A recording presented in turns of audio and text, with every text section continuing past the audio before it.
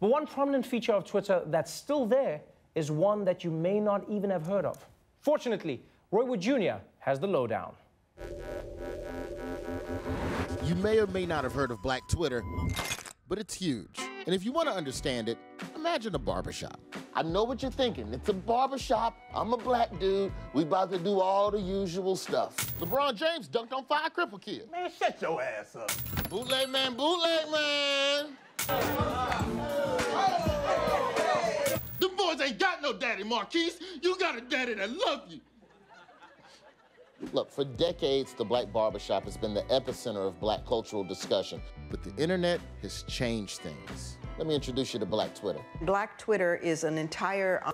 Now, I think we need somebody more qualified. Let's go with Jamila Lemieux, executive, writer, and most importantly, black person. Jamila, what is Black Twitter? It's just really an extension of how we communicate in our neighborhoods, in our barbershops, in our churches, in our schools. It is our village. Think of Black Twitter as Harlem.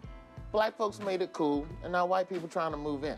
What we do on social media, and of course we over-index and we use it more than anybody else, and we use it on mobile, which means we have it, by our side 24 hours a day. That's right. While we make up just 12% of the U.S. population, 25% of American Twitter users are black, and they're 3 times more likely to post daily on Twitter than white people. But that's not the only reason Black Twitter is important, and if anybody can back it up, it's a brother wearing a hoodie and a Kangol, Elon James White. One of the major parts of quote-unquote Black Twitter is the ability to force a conversation that otherwise would be ignored. Hashtag Oscars so white made the Oscars more black. You got Ferguson, Black Lives Matter, bring back our girls. Ferguson, when it first happened, Mike Brown getting shot, I knew about that before it hit the news because I was seeing tweets from St.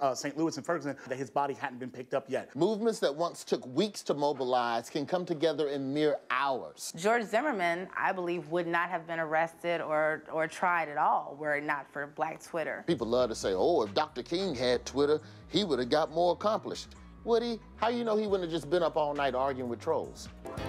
Martin, come to bed. Coretta, I can't. Malcolm X still popping off at the mouth. I'll snatch the bow tie off his ass. Black Twitter is just as complicated and nuanced as the black community itself. Like, within Black Twitter, you still have intellectual Twitter. You have academics, and then you have Hotep Twitter. Whoa, everybody don't like to be called a Hotep. According to The Root, a Hotep is a clueless parody of Afrocentricity, someone who's loudly, conspicuously, and obnoxiously pro-black. But I think that's a little harsh. I prefer to call these brothers black enthusiasts. That's why we gotta be black, do black, shop black, buy black, date black, smoke blacks.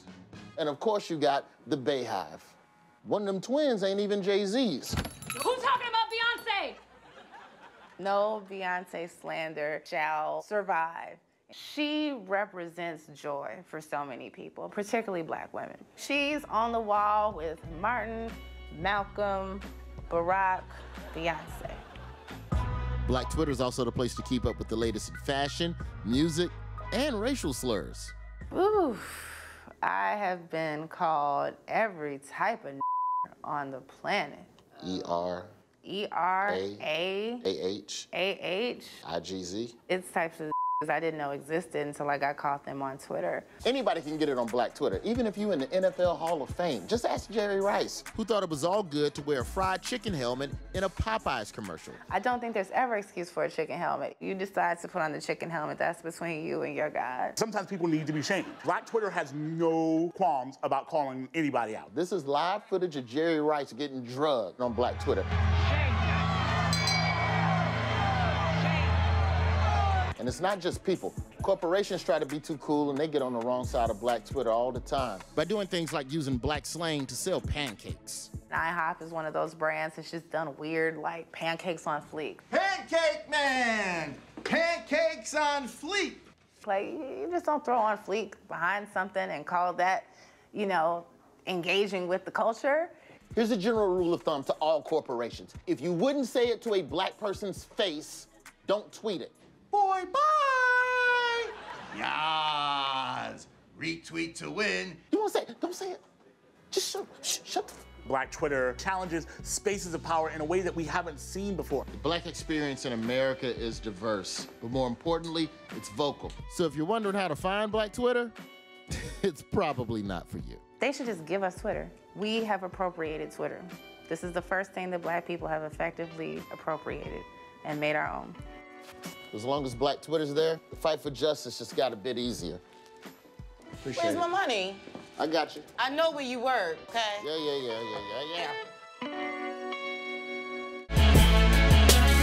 Hey everyone, before you click over to another YouTube contouring tutorial, just a reminder, watch full episodes of The Daily Show for free anytime with the Comedy Central app or at thedailyshow.com. Now you can go on your way.